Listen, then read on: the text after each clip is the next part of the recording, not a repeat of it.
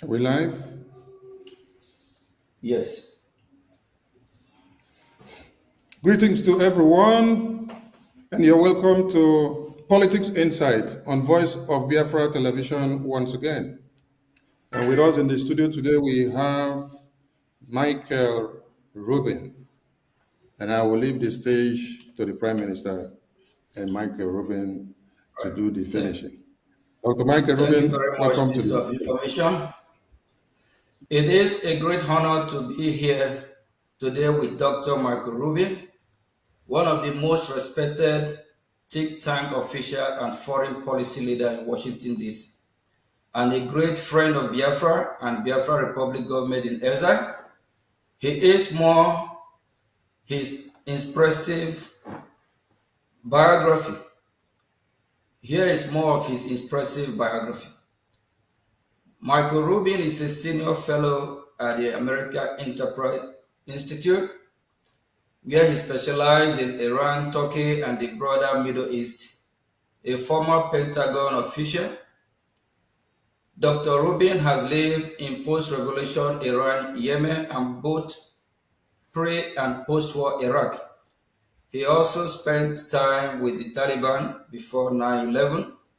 For more than a decade, he taught classes at sea about the Horn of Africa and Middle East conflict, culture and terrorism. To deploy U.S. Navy and Marine units, Dr. Rubin is the author, co-author, and co-editor of several books exploring diplomacy, Iranian history, Arab culture, Kurdish studies, and Shiite politics, including several pillars. What really causes instability in the Middle East? A. EI. Press 2019, Kurdistan's Rising. AEI. Press 216, Dancing with the Devil, The Perils of Engaging Rogue Regimes. Encounter Books 2014, and Internal Iran Continuity and Chaos. Paragraph 2005, Dr. Ruby has a PhD and MA in history from Yale University, where he also obtained a BS in biology. Thank you, Dr. Rubin.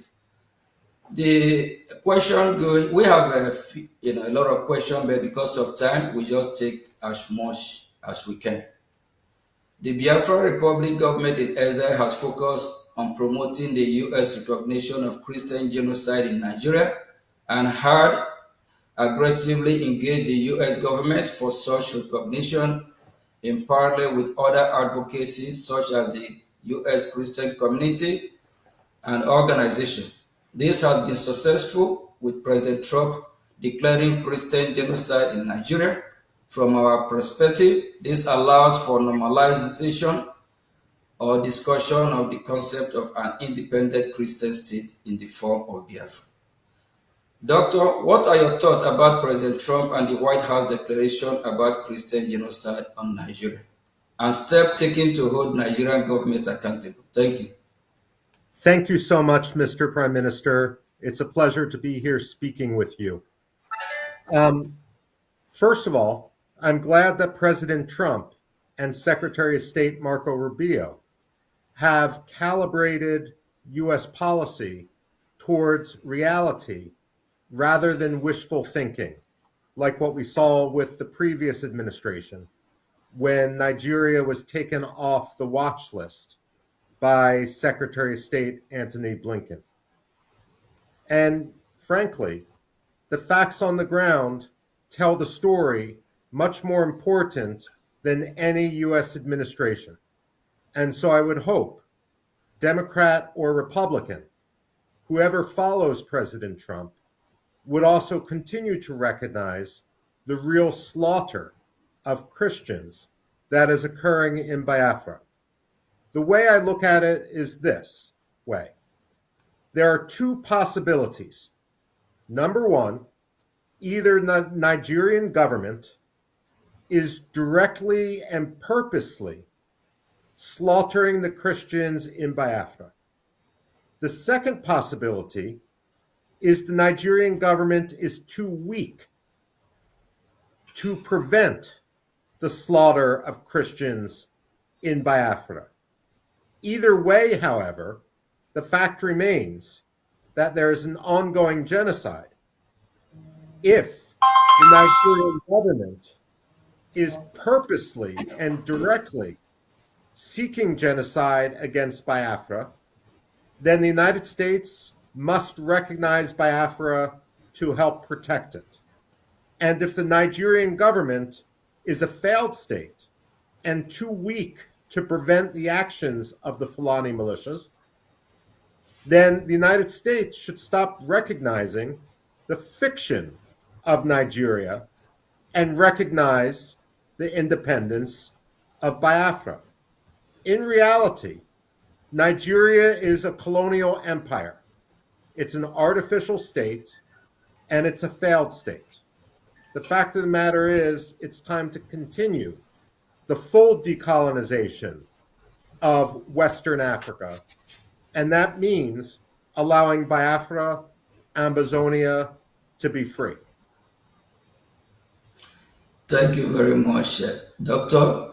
What are your thoughts on the interconnection between the Nigerian Christian persecution issue and how it ties in with Biafran aspiration?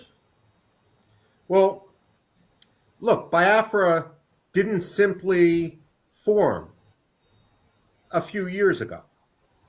It's not simply the product of a diaspora community meeting in Finland.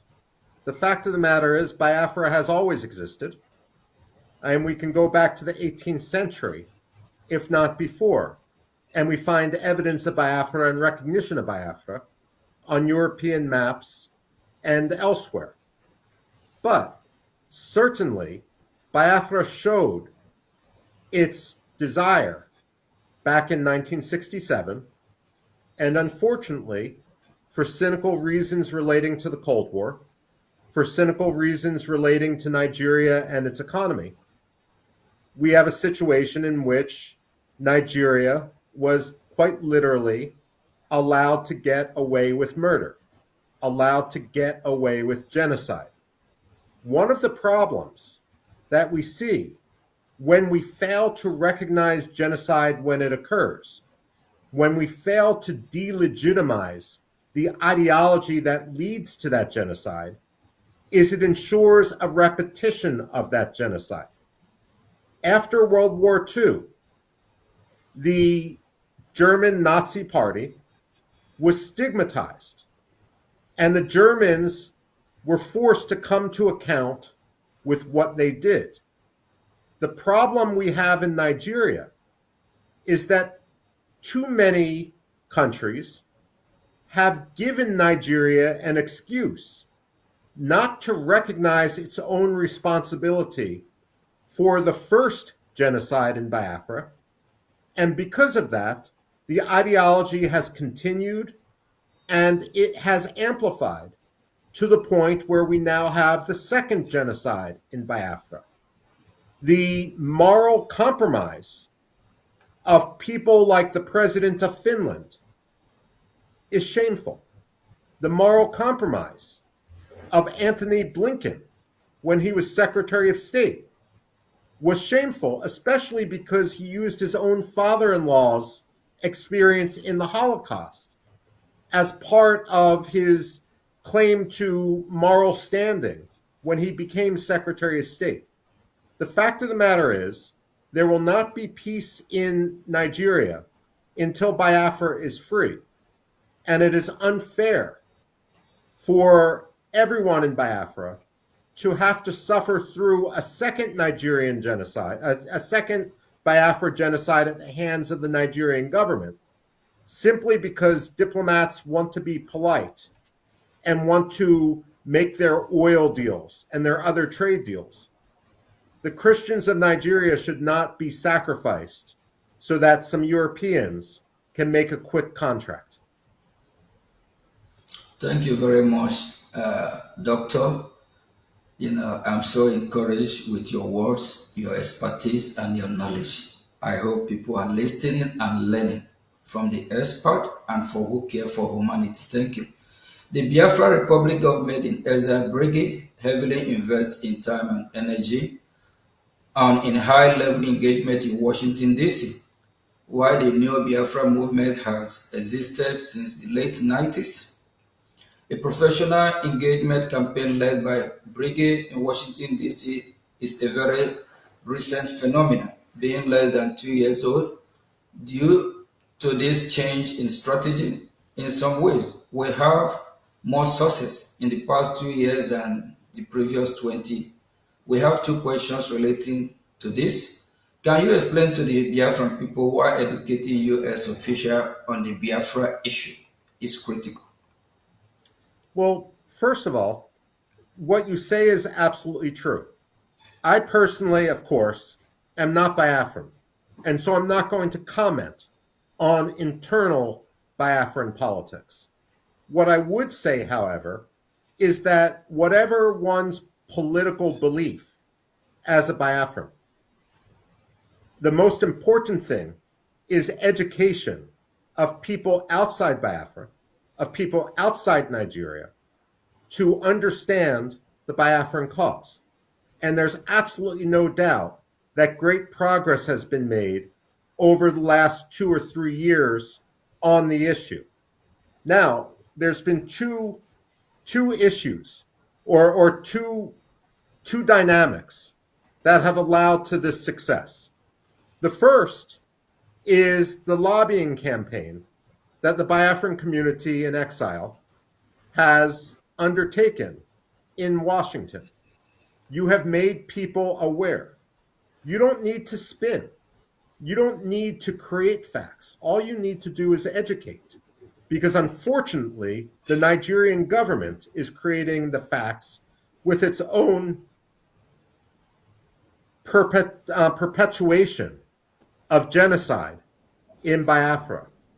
Frankly, however, the Biafran community has also become lucky in Washington simply because of the sheer incompetence of the Nigerian embassy. The fact of the matter is, there is not an embassy more lazy in Washington, D.C. than the Nigerian embassy.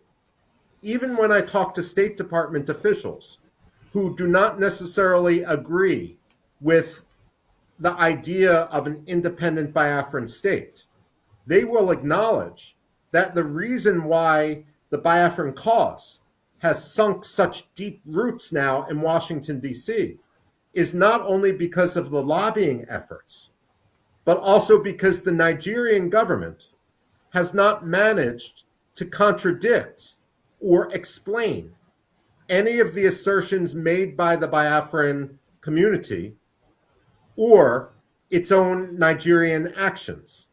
So the fact of the matter is, you have had great success. And the reason why this is important is because genocide happens in the dark. When you shine a light on the slaughter of Christians in villages and towns in Biafra, then their deaths are not in vain. There is accountability. We can look at any number of episodes. Kosovo in 1999 with Bill Clinton, or more recently, the military action in Iran. And we can recognize the importance of understanding how the slaughter of a country's own people led to intervention. And so, in the case of Nigeria, while no one is talking about intervention right now, the fact of the matter is people are talking about sanctions against Nigeria. And frankly, the Biafran case for independence is going to become even more important as an element of U.S. national security, as a U.S. interest. If the government in Mali falls, then we are going to refocus on the problem of jihadism, of Al-Qaeda, of Islamic extremism, of the Islamic State in West Africa. And while, of course, Mali and Nigeria do not share a direct border, the fact of the matter is that if Mali becomes a safe haven for Al Qaeda, Nigeria is going to be its target. And if the Nigerian government is as incompetent and as permeated by Islamists as we've seen over the last several years, then the United States, not for reasons directly of religious freedom, but for reasons of stability and security in West Africa, will have absolutely no reason, no choice, but to recognize the state of Biafra as an independent country. Wow, wow. Thank you very much. And the Nigerian terrorist government, they always make our job easier for us. The Biafra Republic government in exile has a transactional approach in engaging the US government, making a beneficial offers in the areas of defense, security, and natural resources in exchange for US political support, similar to what Somaliland is doing. What are your thoughts on this approach? Well, look, when it comes to the aspirations of Biafra, just like when it comes to the aspirations of Somaliland, another country which had suffered genocide, in this case at the hands of dictator Siad Barre, who, by the way, after he was overthrown, was granted asylum by the government of Nigeria, a fellow genocidaire government. The fact of the matter is, Biafra and its lobby should make any number of arguments because different policymakers in Washington will be motivated by different ideas. There's not a magic formula. Personally, the morality of the Biafran cause matters to me. To the evangelical Christian community, solidarity matters, the protection of Christians. But you're absolutely right, Mr. Prime Minister. And Biafra has a lot to offer. And the point is that Biafra needs to do what is in Biafran interests. It needs to have a symbiotic relationship with the United States. And if that means a military base for the strategic Gulf of Guinea, if that means energy deals with American companies, that's fine. The fact of the matter is, we should be supporting you for practical, realpolitik reasons. We should be supporting you for moral reasons. We should be supporting you for security reasons. All of them go together in a way that is beneficial to both countries. Thank you very much, Doctor. As a follow-up to the previous question, Brigade have offered the US military base in Biafran territory, which would provide the US valuable access to the Gulf of Guinea, which we know is very, very important. We believe this is valuable, given increased terrorism in West Africa and the loss of US presence in the Sahel. This idea of having US military base in Biafra has been spoken about by foreign policy experts in Washington, D.C. What do you think of this idea? I think it's a very good idea. Realistically, the United States isn't going to establish a military base before much more formal recognition of Biafran autonomy, if not independence. That said, I would add to your litany of reasons why this is important that the Gulf of Guinea is now the international hub of piracy. And therefore, it becomes extremely important to the security, to the freedom of navigation, to the energy flow. Now, technically speaking, when it comes to maritime law, piracy is an act that occurs 12 miles outside of a country's borders, once it's outside on the high seas, outside of its territorial waters. What Nigeria has done is categorize many of the acts of piracy as occurring inside its territorial waters in order to depress the statistics. But the fact of the matter is, Nigeria, number one, is dishonest with regard to its security. it's become a major source of instability in the region. And at the same time, Biafra has the resources which Nigeria wants to loot. The dynamic which the United States has to be very careful about is this. We've seen, for example, in both Pakistan and to a lesser extent Egypt, governments demanding that the United States assist them with defeating extremists. And in a way, it's a dynamic of extortion. Pakistan supports the Taliban, for example, and then demands that the United States gives its security assistance to defeat the Taliban. But it's never going to defeat the Taliban because it wants the billions of dollars in American security assistance. What the Nigerian government wants to do is similar. It wants to, on one hand, promote and catalyze the Fulani militias and other Islamist extremists in the Middle Belt, in the North, and in Biafra. And it will say, you need to give us millions, billions of dollars for our military in order to defeat this threat. But it's like the arsonists saying, you need to give us millions of dollars, billions of dollars to put out a wildfire without admitting that they themselves started it. So what the United States needs to do, military base or not, is to call the bluff, the cynicism of Abuja. It needs to tell the Nigerians, we know what your game plan is, and we reject it. And the fact of the matter is, you have become a terror sponsor. You should be designated a state sponsor of terrorism. And we have concluded that the only way to protect the security and stability, as well as the Christian community, is to recognize Biafra. Thank you very much, Doctor. For years, the Nigerian government has used terrorism in the country as an excuse to ask for arms sale to Nigeria. Instead of using the weapon to fight Boko Haram, either the Nigerian government will use the weapon to engage in military action against the Biafrans, or provide those weapons to so-called reintegrated terrorists. Now, there is a shift towards direct U.S. counter-terrorism action in Nigeria, perhaps reflecting concern about the Nigerian military intention.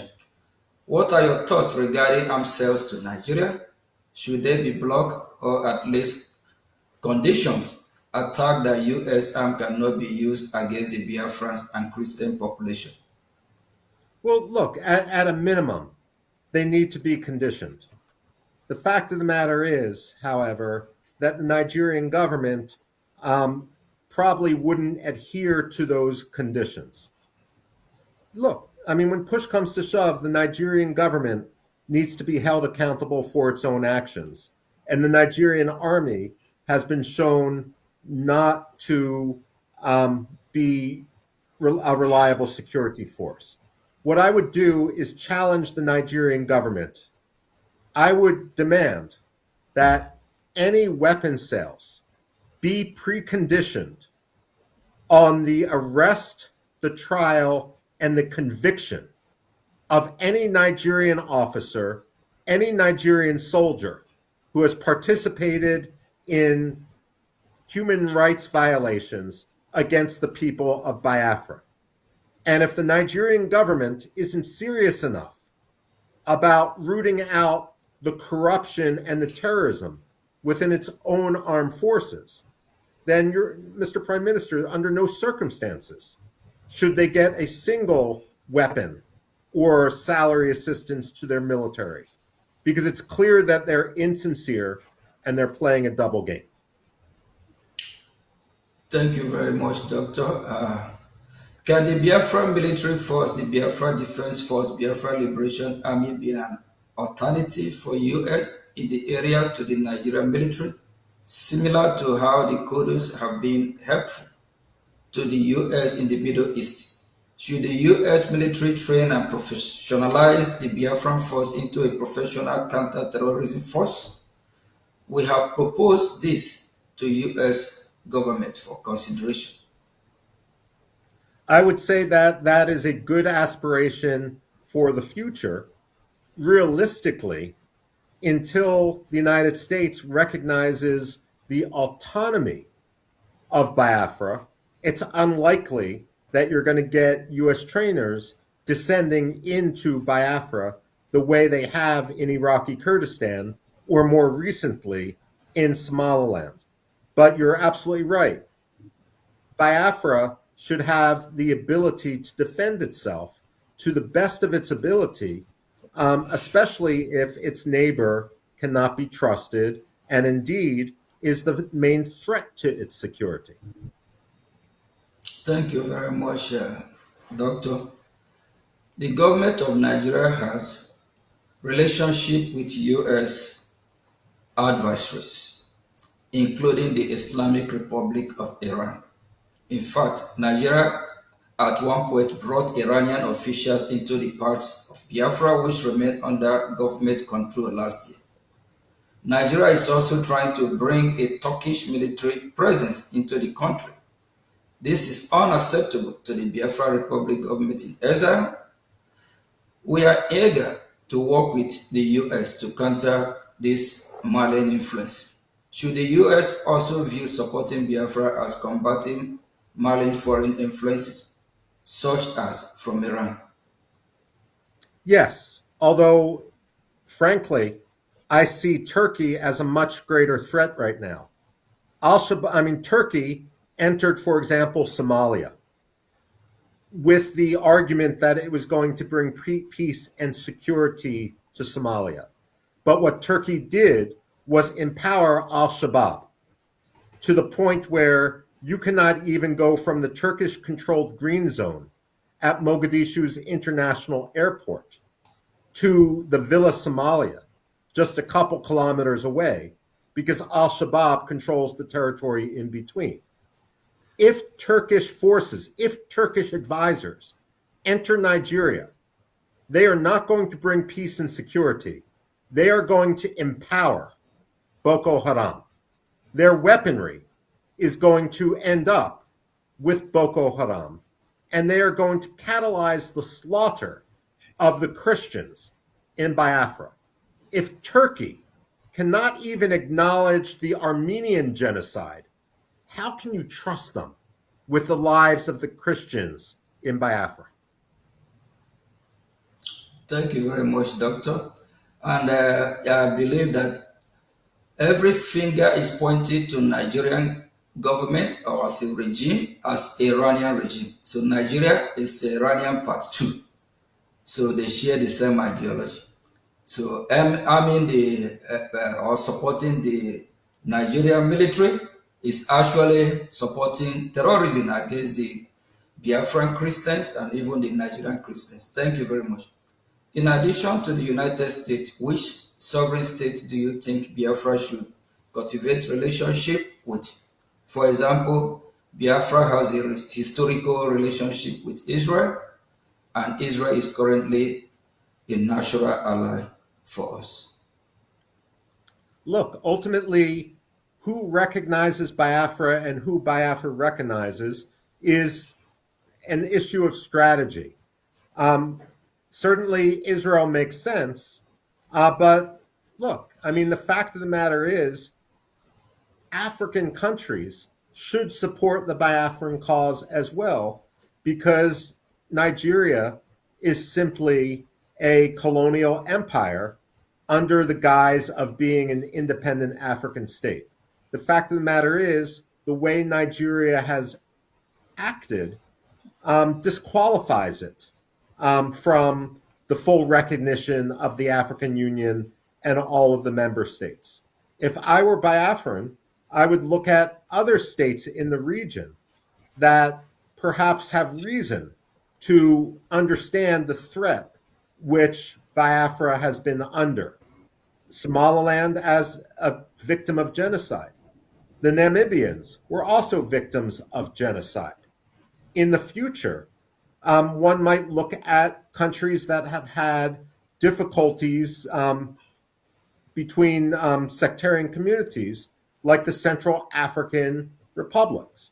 And who knows, maybe in the future, big heavyweights in the region, like Ethiopia or South Africa, will understand that their future and their interest lies with the creation of Biafra rather than tying themselves to a country like Nigeria. The way I think about Nigeria is this: it's almost as if someone breaks into a fancy automobile and instead of stealing the sound system on the automobile, takes the dead carcass of a cat from the back seat. Nigeria today is like that dead carcass of a cat, and no one wants to have to rely on it. I mean, Biafra is the country of the future.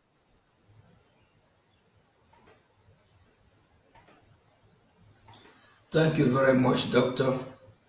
Are there other independence movement or non-state actors you think Biafra should have relationship with?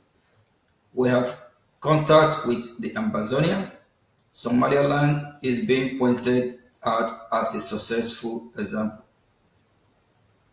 Well, I mean, certainly Somaliland is successful. And the reason Somaliland is successful is, like Biafra, it has a clear history and clear borders.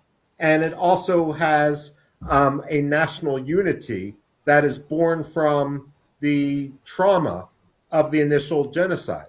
And Ambazonia makes sense as well, simply because, look, Ambazonia should be independent. Cameroon had its opportunity and it failed in its compact, much like Mogadishu, Somalia, failed to uphold its contract. And when you fail to uphold your contract, the contract is violated and then you can go in the other direction. So when it comes to Ambazonia, I mean, absolutely,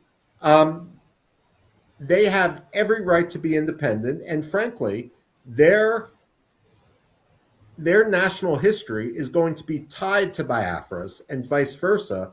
And it makes sense if both countries support each other as they struggle for independence. I mean, it's the English expression: the whole is greater than the sum of the parts.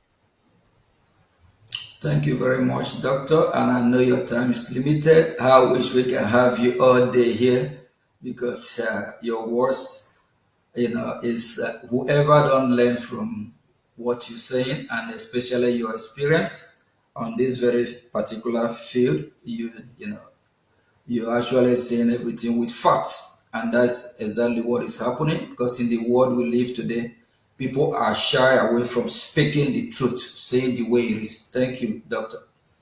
Biafrans and people around the world are closely monitoring the war in Iran. You have written extensively about the Iranian democratic opposition, including Reza Pahlavi. What lesson do you think the Biafrans can learn from the successes and missteps of the Iranian opposition, both of which you have wrote about? Okay. I've criticized Reza Pahlavi, a man who I've known for almost 30 years, because, number one, the disorganization of his office. If you cannot organize your own office, how do you expect to organize a country? That's point number one. Point number two is I believe that Reza Pahlavi, or at least many of his aides, became a little bit too comfortable in exile. And I've compared them to the White Russians from the time of the Bolshevik Revolution, where many of the exiles would talk about revolution, talk about returning, but really they wanted to attend the cocktail parties and the social scene in European capitals. I don't see the same mistake occurring with the Biafrans. I see the Biafrans as much more willing to sacrifice for their own country. And we see that because so many Biafrans are fighting. I mean, not just with words, not just with television cameras, but also literally fighting for their own survival right now. And so ultimately, I see a cohesiveness within the Biafran diaspora. The only warning I would have, again, is the only message which the American audience should hear, which the European audience should hear, is about the justness of the Biafran cause. If there are disputes politically within the Biafran diaspora, those should be handled internally. And ultimately, those will be decided when there is a referendum or elections in an independent Biafra. But it's not the job of any Biafran official to complain about any other Biafran official. And one of the reasons that I believe that the Biafran movement has been successful so far, again, is because the Biafrans have been keeping their focus, at least to the American audience, on the broader principles. Too many people among Reza Pahlavi in Iran have started attacking other opposition figures without understanding that the only adversary which they should be targeting is the Islamic Republic of Iran and its murderous regime. And so in this, I commend the wisdom of the Biafran diaspora for recognizing that the principle has to come above the politics. Thank you. Thank you very much, Doctor. I know we have thrown a lot of questions on you. In conclusion, do you, do you have a final message to Biafra people? And Biafran people love you so much. You have been in their midst several times, and they appreciate you being on VOB on Politic Insight today. What is the final message you have for Biafran people? Thank you. Look, my final message is this. Every dictator wakes up, every Democrat wakes up knowing when his term in office is going to end. Every dictator wakes up knowing that today will be his last. Over the years, I've had the ability to interview people. Lech Walesa in Poland, for example. People in Iraq after the fall of Saddam Hussein, and others. And what they say is, we fought and we fought and we fought. And sometimes it seemed hopeless. But then when the change happened, it happened much faster than anyone expected it would. And I suspect the same thing is going to happen with regard to Nigeria and the collapse of Nigeria. It may seem far off, and diplomats, American diplomats, European diplomats, may seem to almost with tunnel vision just support the status quo. But as Nigeria collapses, it will be amazing how quickly things change. And so it behooves the Biafran community not only to advocate for their cause, but to plan for the day after. So when the Republic of Biafra is internationally recognized, it can start its operation right away. Its ministries, its economic philosophy, its legal code will all be prepared so that Biafra and the Republic of Biafra will be successful. And in that, I have no doubt that you will. The human capital, the intelligence, the lived experience of the Biafrans put them in a category much closer to Somaliland than to a country like South Sudan, which failed almost as soon as it began. And so I commend everything the Biafran community is doing in order to preserve its national rights and in order to protect the livelihood of the Christians who are now undergoing an ongoing tragedy. Thank you very much, Michael, Senior Fellow at the American Enterprise Institute. We really appreciate you, and we are honored to have you in VOB.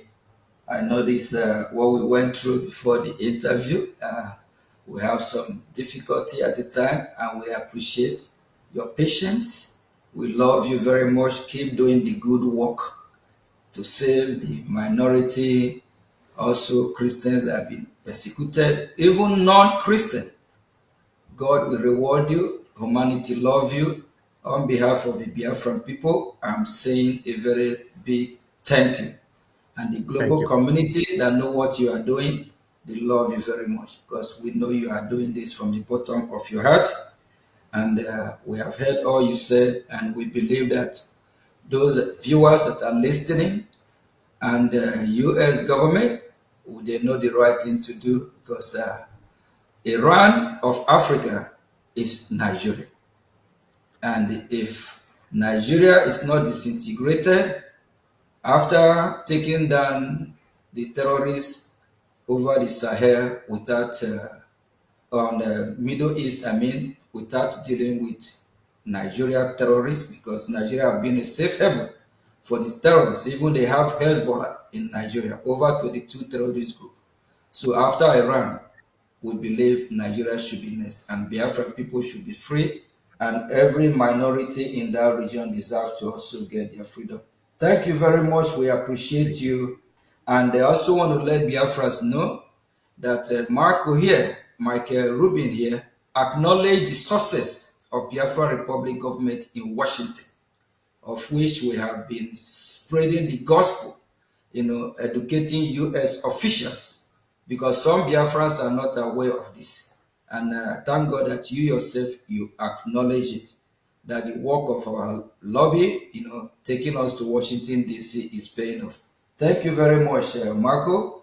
Honorable Minister of Information, please, before we let Marco go, Michael Rubin go, we have, we run out of time already. So just go ahead. Thank you.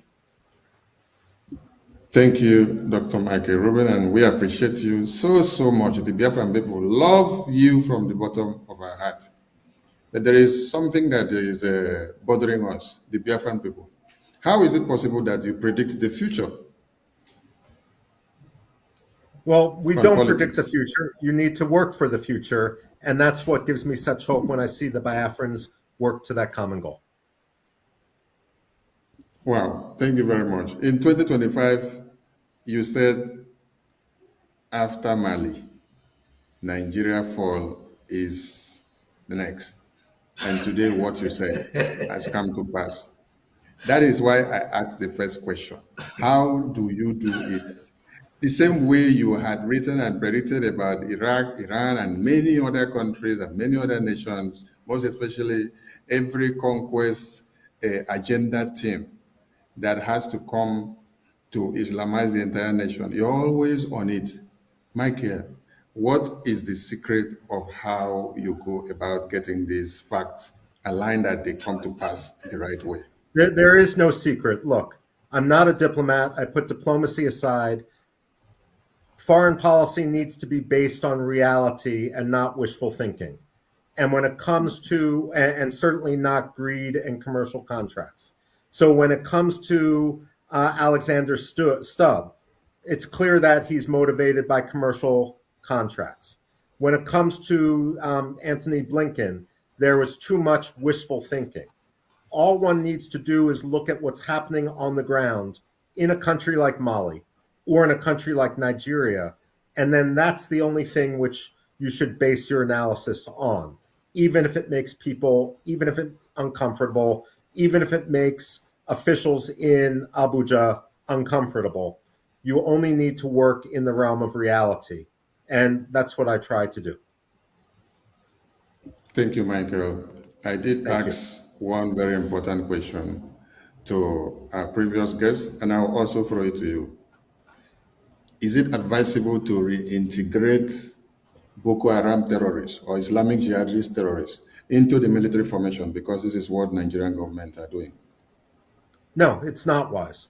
It would be self-defeating, and ultimately it would be laundering terrorists. Those who are in Boko Haram should be held accountable for any violence which they perpetrated, and those who were kidnapped into Boko Haram or who may not have been directly involved in violence should be rehabilitated, but not under arms in the military. In countries like Rwanda and countries like Morocco, both have experience in how to accomplish this. The one thing one should not do is put them in the military when they have been indoctrinated into the ideology and into the extremism of Boko Haram. Thank you, Michael. I leave it there because of time, and we are Thank so, you. so happy to have had you on the show. Thank Prime you. Minister, over to you, sir. Yeah, thank you very much, Mike. Really appreciate, and hopefully in near future, we have you on VOB again, where we might you might have more time because your word and your insight, your knowledge is encouraging, it's uplifting.